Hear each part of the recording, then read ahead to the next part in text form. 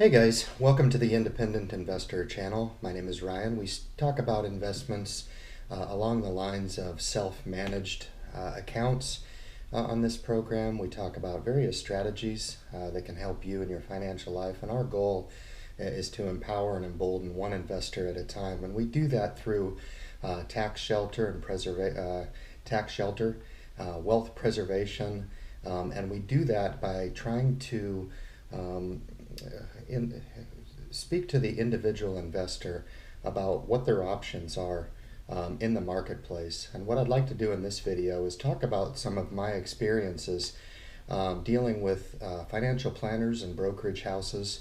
A lot of where I am today is because I've received a lot of education and was given options that I didn't know existed. And so I owe a lot of the advice I've got over the previous 25 years of investing to be in a place now, in a position now where I can kind of give back and try to share some of that information, because a lot of the shortcomings that I've had in my investment career just was as a result of not knowing the right answer. And hopefully I can summarize my experiences and try to offer some strategies to maybe help the new investor, somebody looking to just start out in the market and they don't know where to start.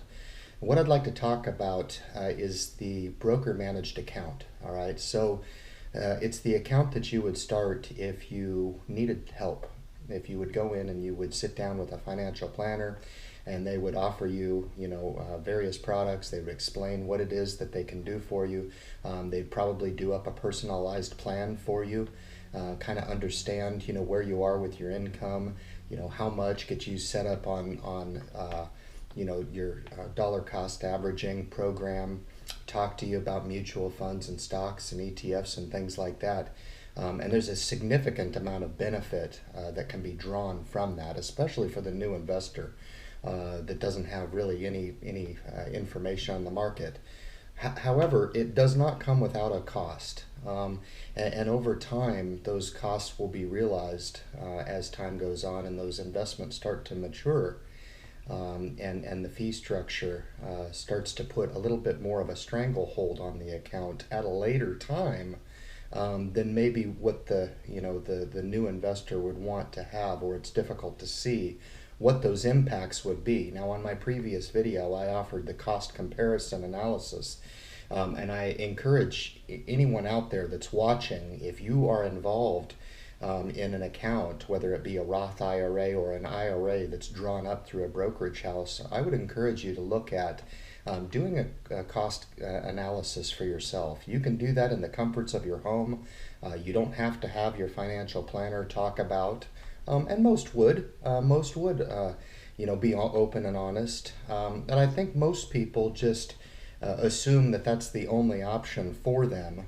And so you end up resorting to what you know, or what you've been, encouraged to do, whether it be by a family member or by a friend. All right. So again, we're going to talk specifically about the broker managed program on this particular video. So I hope you enjoy. On the broker managed account, the biggest thing that you need to look for is what you're being charged in way of maintenance fees. Okay. Now, a maintenance fee from an industry standard is going to fall anywhere from about 1 to 3%. Okay. Sometimes it's in excess of 3%. So you really need to understand where you fall in that spectrum. And unfortunately, a lot of people think, okay, well, I'm being charged 2% maintenance fee that's coming right off the top, and it doesn't sound so bad. Okay. And this can be one of the very biggest mistakes that you can make, is underestimating the impact over time that those maintenance fees will have on your account. Okay. So you need to understand anywhere from 1 to 3%. And you can start there. All right, that's the first question that you'd ask. How much am I being charged to own this account? The second thing we need to understand is the annual fees.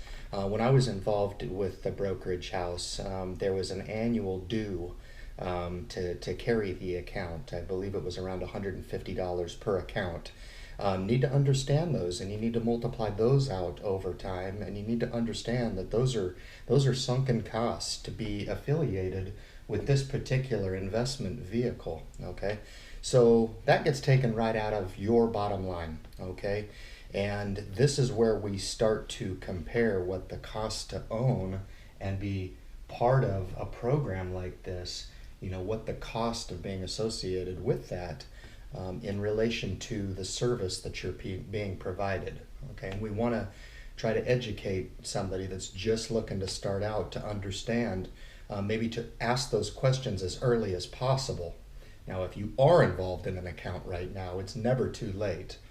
I was involved with brokerage houses for years before I started asking those questions, and it was only until I did those comparisons to where I felt comfortable making a decision for my financial future, and it was based on an educated decision, and not just because it was an option that I didn't have any options, so I decided to just stay the course and continue on with it. The third thing here is hidden fees. Now, every brokerage house is going to send some sort of prospectus or financial disclosure, okay? And you need to be very, very careful with this. Sometimes these can get mixed up with the maintenance fees, but if you can kind of understand, kind of a trend here, the broker managed account, when they sit down with you, like I said before, they will offer you the service and they will explain things to you within the hour or however long that you have, once every 6 months or once every year with your financial planner. They will sit down with you and offer you that service. But if you kind of start to understand here, it's going to cost you money, okay? And a brokerage house doesn't necessarily need to have the individual investor's best interest at heart, okay? They're a business just like anybody else, and that's fine. The question that you need to ask is whether or not you want to be affiliated with supporting, their program, whichever flagship program they run with, and compare it to what potentially you could make on your own, okay? Dollar cost average fees. The reason I put this on there is when I started to get into stock investing within my brokerage account, I was being hit with dollar cost average fees. Now that I know what I know, all that is a setting, okay? That's them going in and just putting in a setting and telling them or telling the computer to reinvest any monies that have accumulated over time in way of dividend. And looking back, one of the biggest strangleholds on my stock portion of my portfolio was this right here, the dollar cost average fees.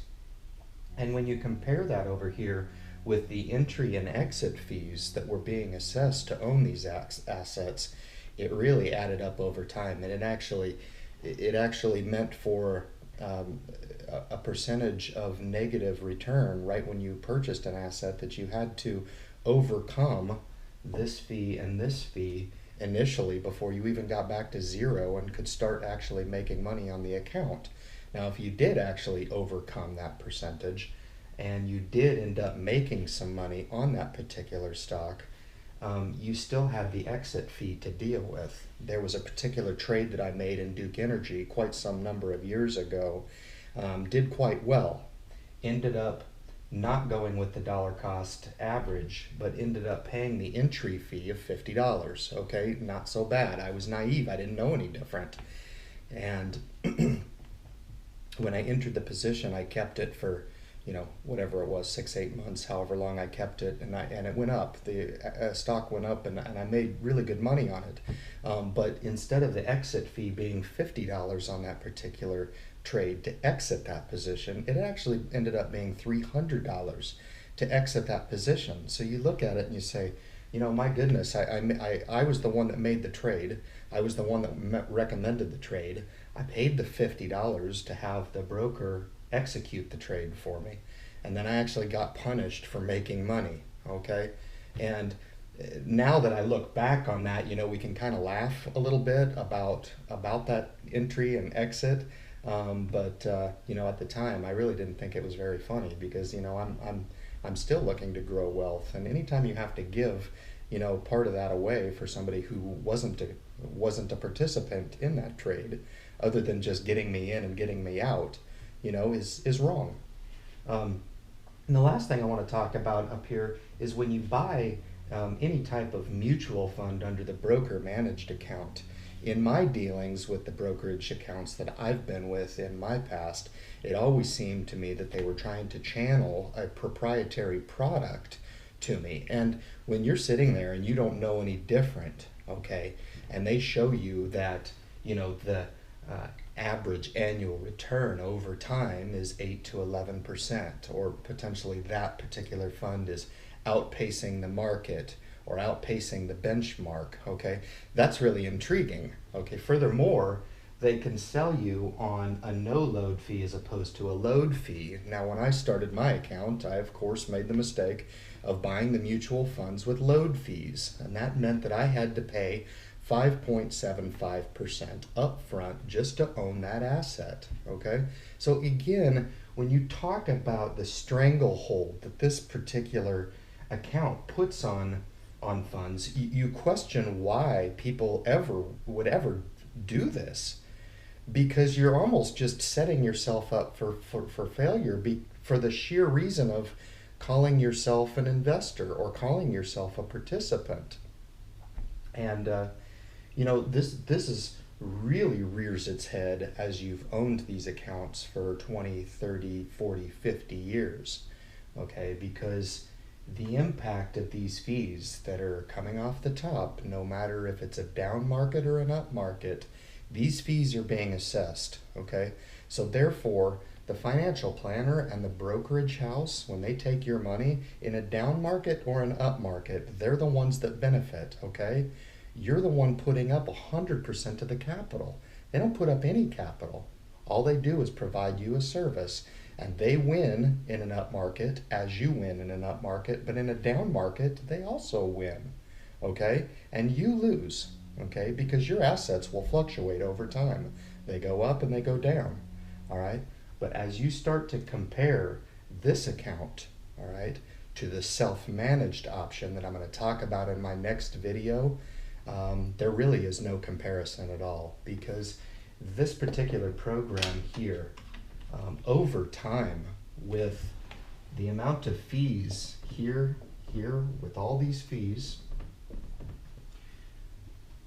when the fees are assessed to this particular account, the individual investor over time is going to actually end up realizing back out of this account only 40%.